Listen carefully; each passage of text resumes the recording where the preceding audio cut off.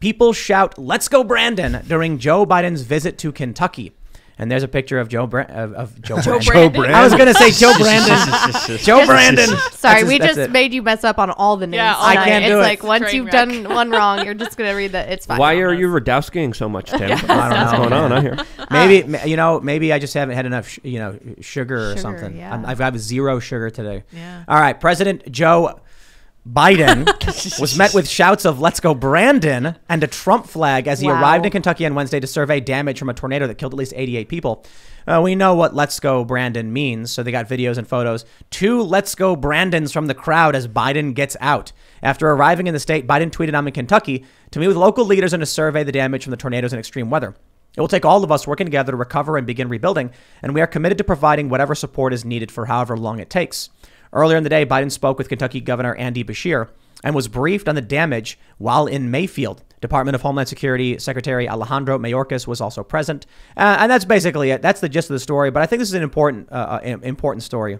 Yeah, I feel like under the years of the former president, even like I go back to, I'm a political nerd, so even back to like when Romney was running or McCain was running or when George W. Bush was in the White House. I remember living on 34th Street in New York City and 500,000 people were like burning his effigies, right? And it was like a news story of look how mad they are at the Republican in office and like protesters, free speech, yay. But it's also one-sided. Like here's 2 dudes, which, 2 dudes ain't that many. I feel like most of the people in Kentucky are probably legitimately mourning and worried about their homes and their neighbors and the businesses in the area and what are they going to do with the rest of their lives. And their priority isn't to go out there and yell, "Let's go, Brandon." But kudos to the guys who did it, and they have a right to do that. And so, but you're not going to get coverage of this anywhere else because heaven forbid people who are against Joe Biden express their, viewpoints. I think they have a right to say it. I think it's important that people speak up, especially in the face of Joe Biden. I think that's what makes America great. The fact that Joe Biden can come down and you can yell, "Let's go, Brandon," is what's awesome about this country. For sure. Part of me is, though, like, man, I wish we could kind of just get, like, we have a major disaster here. 88 people died. Yeah. But Joe Biden is just, he's burning this country to the ground. And I'm not going to blame him for the natural disaster. But so many people are suffering in this country because of his failed leadership. For someone to get that opportunity to be like, I am going to criticize you over everything we're dealing with. Well, and if you look at, you got to do it. Even NPR, I think I was listening to NPR earlier today, and they were talking about how this area was already hard hit by the economy. And then you have a tornado that comes through and levels the entire town. So there is. And this guy's going to do a photo op. So I get the frustration of local people that are like, okay, now you're coming. Now you're pretending to do something. Now you're going to send us funds. Well, now you're pretending to care when we've lost our factory jobs and we've done all this stuff and like this quote unquote return to normal that you promised hasn't happened. Well, middle America has been, I think, most screwed over by the establishment, whether it was the opioid epidemic, whether it's even gas prices going up. Yeah. This predominantly affects people in rural areas like Kentucky, where they have to drive around. They spend more on gas. They spend more on energy and utilities. But this is not a rare occurrence. I still remember at the end of the Bush presidency, there was also an incident where he was out there surveying some kind of environmental damage, and then people came up and screamed, "F you, Bush." Mm-hmm. They also did it to Dick Cheney, but his poll numbers are extremely down, and I think the few people who are supporting him are some cartel members, the Taliban, and a few billionaires that really make up the few percentage points of support that he gets. And China. Yeah. Yes, lots Xi of Chinese Jinping, people as well. good big fan. Mm-hmm. Taking advantage right now. He's meeting with Putin, and they're basically joining together because Biden is sitting on his hands. Well, look, I don't want war in Ukraine. I don't want war in Afghanistan. But Joe Biden, wow, did he screw up Afghanistan? And that's really when his poll numbers took a huge hit because he is a failed leader. I think with a lot of stuff, especially inflation, the reason people are mad at the establishment altogether. Yeah. A lot of people are in these cities and they can't see it. They don't understand. When the prices go up a little bit, they're not thinking about it. And it's incremental. If every day you wake up, they add a nickel or whatever to the food, it's going to take you a little while to be like, hey, wait a minute, why is the milk costing so much? But when you get news story like people are screaming and dying and a bomb went off in Afghanistan and the withdrawal was a huge disaster, all of a sudden people, there's something tangible they can see there. I got to say, though, I think for average Americans outside the Beltway, outside, these liberal meccas where everybody's making $250,000 a year and they're like STEM jobs, right? That you have people like me that I go to the grocery store every week with my kids, and that does affect us. Fuel prices do affect us. My parents live 30 miles from the closest grocery store. You have people watching right now that, have to commute maybe 50 miles to work one way. And so those things, even though it is like incremental, they still feel that when they look at their paycheck and they're like, well, that $1,000 ain't going to go as far this week. And I think that angst can continue into the midterms, but I don't know. Voters have short-term memory, and obviously his ratings are not good. His polling numbers are not too hot, and I don't blame him. Abysmal. They're absolutely abysmal. So bad. But I think that there's an element of, most of the time people vote with what affects them like in that moment. Voting is an emotional appeal, and typically liberals tend to do a better job at telling the story. But the story that they're telling, the story that they're showing, and the story that they're governing right now is a total crap show. And I think it's going to really hurt him next year. What I think is absolutely crazy is that Biden's approval rating was as high as it was for as long as it was, especially compared to Trump. When we got Donald Trump in office, the economy started doing better. In 2019, I heard over and over again how good the economy was from news reports, from individuals. When we were buying furniture for the first studio we built, the furniture sales lady was just like, 2019 was the greatest year of my life. I can't believe how much money I made. I'm so happy. The guy who was doing the foundation work as we were expanding outside, he was like, business is booming. And that was January of 2020. Yep. And then what happened? Yeah. But take a look. What's really fascinating, we have this Joe Biden's Real Clear Politics poll average.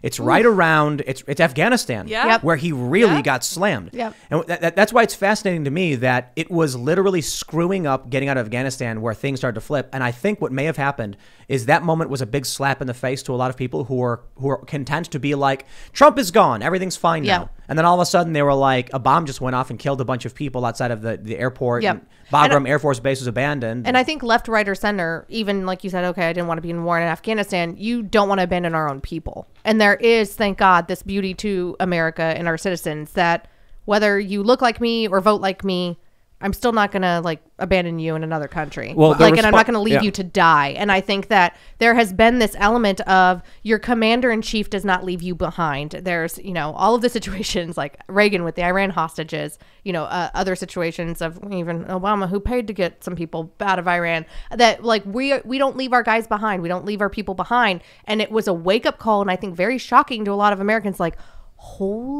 wait, what? This just happened and nobody's going to do anything about it, and they're just pretending like it's no big deal? I was surprised the moment people didn't wake up was Truman and Anna Shabbat pressure. Yeah.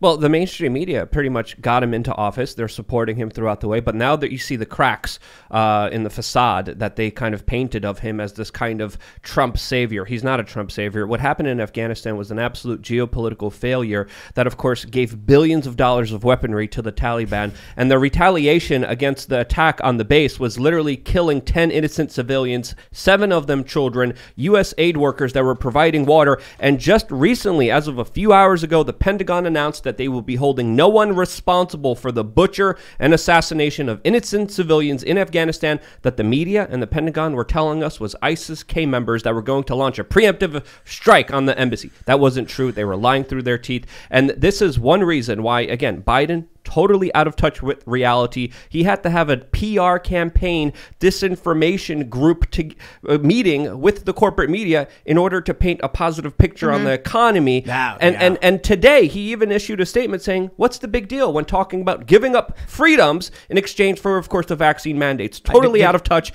totally totalitarian. To me, he's a puppet that many special interests are using to push very unpopular policies on the American people. Did he get a come on man in there when he said to give up your freedoms? Nope. He actually spoke. Give up your freedom. He It's a actually big spoke deal. clearly. He actually made wow, the coherent one time. sentences, and he was like, what's the big deal, They got him on guys? uppers. The more dictatorial he is, the clearer he speaks. I'm old enough to remember, my background has been talk radio, and I produced the Hannity radio show for 7 years. And I remember there was a time where it was like Hugh Hewitt, might have been Dennis Prager, Mark Levin, Sean Hannity, like the OGs of conservative right radio, met with George W. Bush in his second term. And it might have been a time when his poll numbers were down. And there was like all of these mainstream media reports once the meeting was leaked of, oh, look, White House conspires with far right media, and like try to boost the president's poll numbers.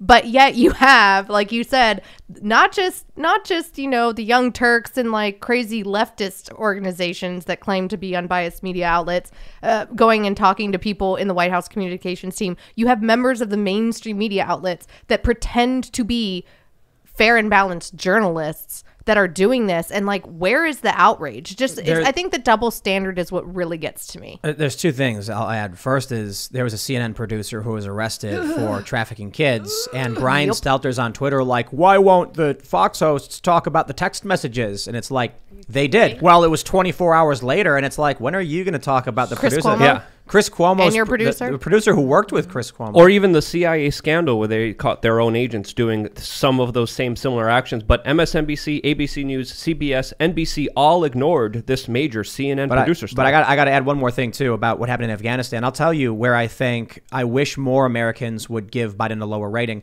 Is when what did he do? He issued a drone strike which killed 10 civilians. Was it 10? 10 civilians, 7 children, and it was an aid worker that was providing clean water to the Afghani people. And how many of the is anybody involved going to be, I don't know, maybe indicted, go to prison or anything? The Pentagon just announced no one will be held responsible for this action. Yep. So Joe Biden, following his predecessor, Barack Obama, kills children. Now, I'm not going to give Trump an escape on this one. The difference is with Barack Obama, we know definitively that he killed Abdul Rahman al-Awlaki in a drone strike in Yemen.